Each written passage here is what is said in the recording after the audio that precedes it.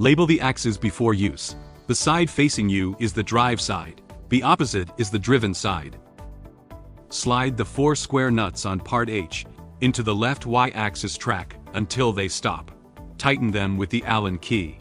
Make sure the belt teeth face down. Temporarily place the short bracket into the right Y-axis track. Do not tighten the screws yet. Slide part F into the left side of the orange rail guide block. Loop the belt around the pulley. Adjust the tension. Then tighten the screws. Guide the square nuts of part C into the right X-axis track. Insert the 2 square nuts on transmission block into the track on router carriage. Part D into the left X-axis track and tighten the screws. Then install the X-direction belt, part I. Insert the 2 square nuts on the transmission block into the orange track on the router carriage. Insert part A left, part B right on the X-axis track. Slide the long bracket of part G into the right Y-axis track until it stops.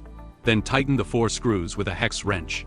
Place the short bracket into the right Y-axis track without tightening the screws. Secure part E to the orange rail guide block. Wrap the synchronous belt around the pulley and adjust tension before tightening the screws. Then feed the X-axis belts on both sides through the pulleys on part A and part B. Tighten the screws and secure the thumb screws on the transmission blocks. Insert the short shaft, part K, to link Y-axis components on the drive side. Connect the long shafts, part J, to synchronize X-axis movement.